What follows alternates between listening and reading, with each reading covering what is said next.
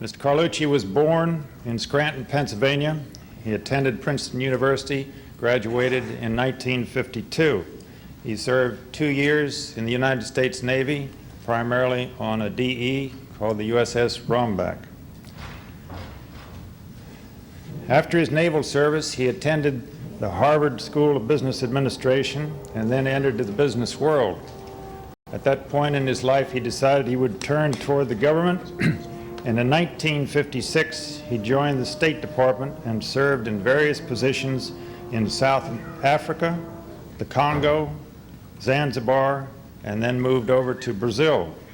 In 1970, he moved to the Director of the Office of Economic Opportunity, from there to Associate Director of the Office of Management and Budget, and then Undersecretary of Department of Health, Education, and Welfare, followed by an appointment as Ambassador to Portugal. He returned to the United States in 1978 as Deputy Director of Central Intelligence, and in 1981 moved to Deputy Secretary of Defense and then Assistant to the President for National Security Affairs. As you all know, in November of 1987, Mr. Carlucci took the oath of office as Secretary of Defense.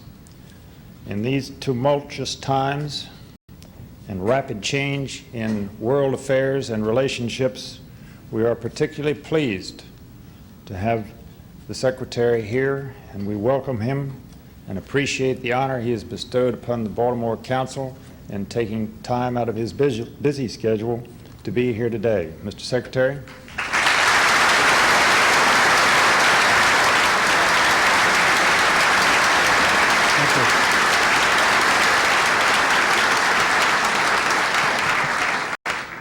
Thank you very much, Mr. Patterson.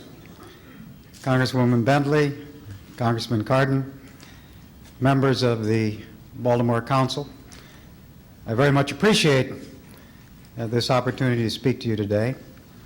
Institutions such as yours play a vital role in advancing debate on issues of national importance and in generating the kind of understanding that must exist if the policies and positions of the United States are to enjoy broad public support.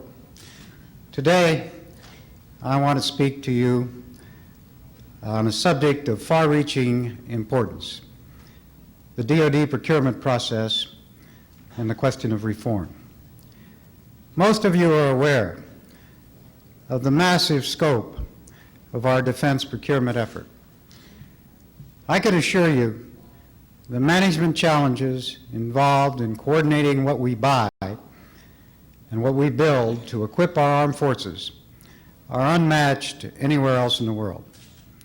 Surely there is no other enterprise whose success is such a matter of concern to each and every one of us. At the Pentagon, the bottom line is that good management is essential to our national security. The whole question about how best to manage the procurement process has been thrown open by the current Justice Department investigation into defense contracting. As the investigation continues, pressure is building for what is called procurement reform. Our challenge is to make sure that whatever reforms we make are truly reforms and actually improve the situation instead of saddling it with a new and different set of problems. Unfortunately, some of the reform proposals now circulating on Capitol Hill would do precisely that. Several, particularly those aimed at creating an independent acquisition agency, removing the Defense Department Inspector General from the department itself, and sealing shut the so-called revolving door between the Defense Department and defense contractors, would do more harm than good. Each of these reform proposals may sound like a good idea, but each, upon deeper examination, would create its own problems if put into action. First, consider the creation of an independent acquisition agency. There's no question that removing the military services from the procurement process, or even placing the entire process outside the reach of the Defense Department, as some now urge, would produce a certain independence. It would also isolate the acquisition process from input and oversight by the very people who know best what weapons we need, who will be asked to use them in the field, and who therefore have an immediate incentive to make certain those weapons performed as planned. I think you would agree that we would be ill-served by reforms that sever this vital link between those who decide which weapons we build and buy and those who ultimately use them. There's not been the slightest suggestion implicating uniformed personnel in the current investigation. So removing them from the process would be like sending the doctor out of the room when the patient takes a turn for the worse. Some advocates of acquisition reform suggest that we imitate certain European models, more centralized than our own. But our experience in fielding weapon systems on time and on budget compares favorably with the track records of more centralized procurement agencies. In fact, in DoD, we've made the term cost overrun disappear. For the last 2 years, acquisition costs on major systems have been going down, not up. Those in a hurry to overhaul our system need to reflect on the fact that we now have cost underruns. In the case of an independent inspector general, independence again comes at a real cost. In this instance, depriving the Secretary of Defense of the eyes and ears that help him monitor the system he is charged with supervising. This year alone, I will rely on the Inspector General to conduct hundreds of audits, investigations, and inspections, and to coordinate every investigation, inspection, and audit conducted by the armed services. A secretary cannot be held accountable if he does not have the tools to do the job. Here, too, there are no signs that the current problems have resulted from any defect in the Inspector General system. To the contrary, that system has functioned well and in full cooperation with the FBI. To make the IG, Inspector General, independent of all but the White House, would create a mini FBI, one for one agency alone, meanwhile leaving a large gap in DoD's internal management capabilities. This administration created the Inspector General. It has proved its merit, and it should be kept as is. Finally, consider the calls to nail shut the revolving door between the Defense Department and defense contractors. We can enact punitive legislation that builds a brick wall between the Pentagon and private contractors.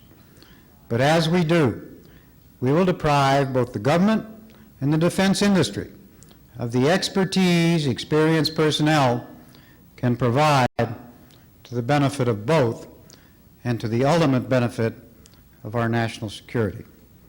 We need to police the system for abuses, not penalize procurement professionals for seeking to build on and benefit from their expertise. My point, of course, is that we need to examine our reforms from every angle, to get behind the good intentions to the unintended consequences of sweeping change made too quickly. This is not by any means to suggest that reforms are not needed. I'm convinced that the system can be made to work better. But the last thing we need is a legislative rush to reform that produces not solutions, but simply new and different problems, and deprives us of some of the strengths of the current system that we would want in any event to preserve. At the very least, DoD's critics owe us a hearing before they try to pass legislation that could impact our procurement process and the defense industrial base for years to come.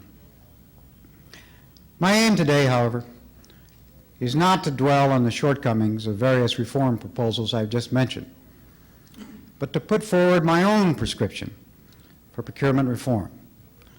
The very first step is defining the problem, defining what it is we need to fix.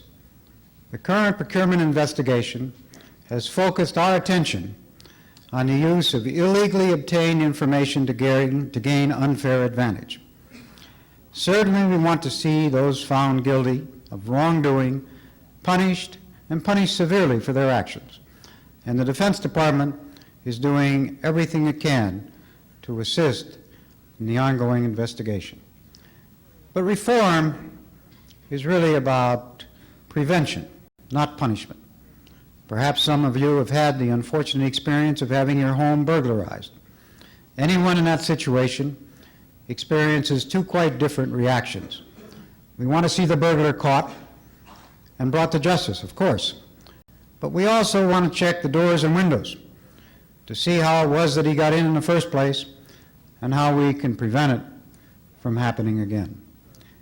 That is the approach we need to take as we consider procurement reform. We need to ask, how does the system as it exists today offer wrongdoers the opportunity to act? And how can we close these windows of vulnerability in the procurement process? For purposes of reform, the most important fact underscored by the current investigation is that illegally gained information has value only when the opportunity exists to use it.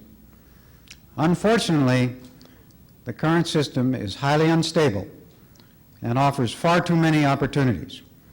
The only thing constant in today's procurement process is change. No program ever stands still for very long. Someone is always lobbying to change it. There are far too many of what I call intervention points where a skillful lobbyist can succeed. The message being sent to industry is that there's a higher payoff for investment in lobbying than for investment in R&D and long-term productivity enhancement. In addition to encouraging corruption, both the legal and illegal variety, such a signal carries with it serious implications for our defense industrial base. Procurement reform should make enhancing program stability and eliminating these intervention points its prime target.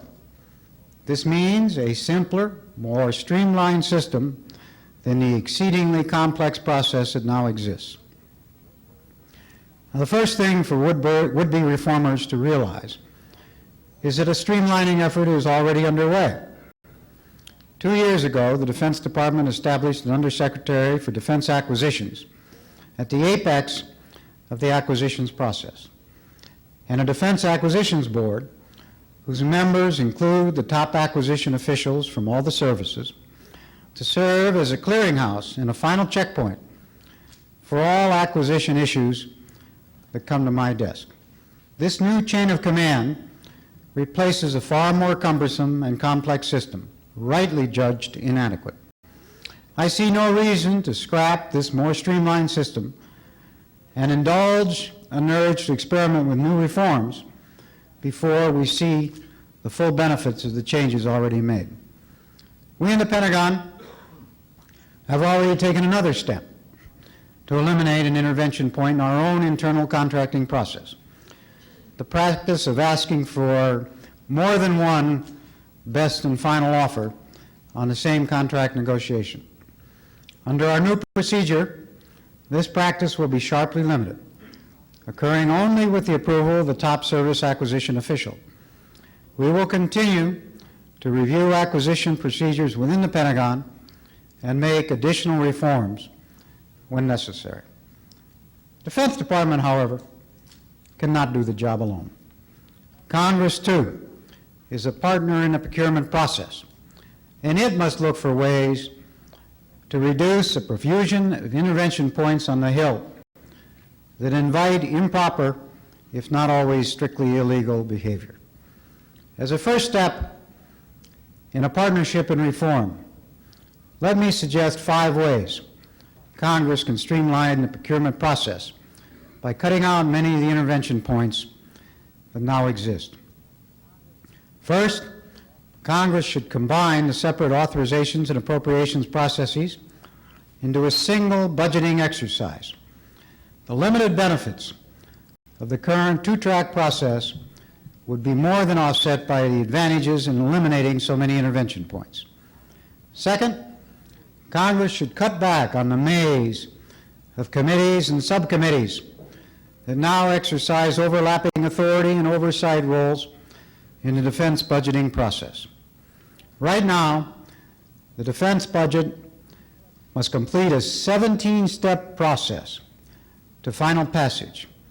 Each point along the way is an opportunity for those bent on exercising improper influence.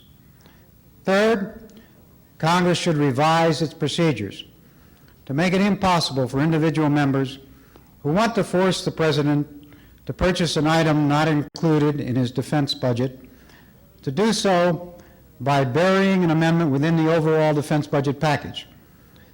Let narrowly focused proposals of this sort be put forward as separate bills to be decided on openly and on their own merits.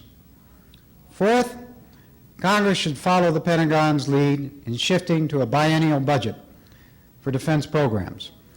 Reviewing defense priorities and programs on a 2-year cycle would make for far more deliberate, thorough, and rational planning. And in addition, putting the budget on a biennial cycle instantly cuts in half the number of intervention points that are part of the budget process. Fifth and finally, Congress should adopt an additional reform that will further stabilize the procurement process, funding more defense programs on a multi-year basis. The reality of weapons procurement programs is that most major weapons systems require years to research, design, develop, and build. Once approved by Congress, there is simply no need to subject these programs to the uncertainties of annual funding approval. More multi-year funding would also offer significant cost savings. Programs now funded on a multi-year basis have saved us $7.5 billion since fiscal year 1982. I'm convinced that if adopted by Congress, this 5-point reform program would have a decisive impact on the procurement process. A streamlined system of this sort would have only a fraction of the intervention points that now exist. And in contrast to the reform proposals calling for creation of an independent procurement agency, there would actually be less bureaucracy instead of more, and more accountability overall. By resisting calls to remove the Defense Department and the Armed Services from the acquisition process, the system would continue to benefit from the direct input of the people who use the weapons themselves, ensuring a strong link to the operational and strategic imperatives that are the bottom line in the weapons procurement business. Finally, such reforms would have a positive impact on enforcement as well. Policing a streamlined system would prove far more manageable. The end result would be a system that is at once more responsive and responsible, and meeting those twin standards is the true test of procurement reform. Mr. Secretary, first, thank you for the wisdom of your comments here today. Would you care to talk to us about the Vincennes, the tragedy, its effect on those on board the Vincennes, and your opinion on how we could avoid this kind of a tragedy again? I'd be pleased to. And it certainly was a tragedy of the first magnitude, and we all regret it, most of all the people on board the Vincennes. In order to understand what happened on the Vincennes, you have to put yourself in the shoes of the people on the spot. I tried to do this as best I could by going down to Wallops Island, not too far from here, and sitting through an Aegis cruiser simulator. And I had the actual tape played for me, and I ran through it twice in slow motion and in real time. And the thing that strikes you, two things strike you. One is the rather inexorable movement of a dot on the display panel right toward the Vincennes. And the second thing that strikes you is the short time frame in which the captain had to make a decision. He had to make a decision about that dot moving at him on a constant bearing, decreasing range, within a 4-minute time frame. Now bear in mind that at the time, the Vincennes was engaged in action with some Iranian Boghammers that had shot at its helicopter. Its one gun mount had fouled, so it was heeled over in a sharp turn. It was listing about 30 degrees. The lights were flickering. Things were falling on the deck, and the captain had been totally absorbed in the surface combat. And what he heard was that an airplane had lifted off from a combined civilian-military airfield. It had failed to heed a total of 7 warnings from the Vincennes and 5 warnings from another ship, and was closing on him on a constant bearing. Now, there were a couple of mistakes made by crew members, one of whom identified it as an F-14. He made a technical misjudgment, and I won't go into the details here. Another at the last minute did say altitude is decreasing, but by then the captain was only some 20 seconds away from shooting. These errors in the judgment of the investigation group, and in my judgment, the judgment of Admiral Crowell, were not critical to the decision. The critical factor was you had an unidentified aircraft heading into a combat zone, lifting off a military airfield that failed to heed the warnings. So the captain, in our judgment, was within the rules of engagement in firing. And while we're prepared to acknowledge mistakes on the crew's part, I think Iran must bear a substantial share of the blame as well for having sent a civilian airplane into an area where naval engagement was going on after there had been innumerable warnings about sending aircraft at low level into this kind of an area. We have taken a look at the Vincennes, and while the system functioned as designed, we think there are some display improvements that can be made to facilitate these judgments. We think there are some training refinements that can be made. We think we can use some psychological profiles for some of the critical jobs. We think there are some improvements that can be made in the communications links, all of which are normal after any kind of combat situation. One final point, and I know I've spoken too long on this, but these systems were not designed to discriminate between civilian and military aircraft. In fact, no system that I know of can discriminate, nor do I know, or have I talked to anybody who knows how you can design such a system. You have to look at a whole accumulation of factors which the Vincennes did, and we will take every step to make sure that this tragedy does not recur. Mr. Secretary, yours is a busy day, and we very much appreciate the fact that you've shared a portion of it with us. We wish you the very, very best in discharging what is an enormously important responsibility which we all appreciate. Thank you very much. Pleasure being with you.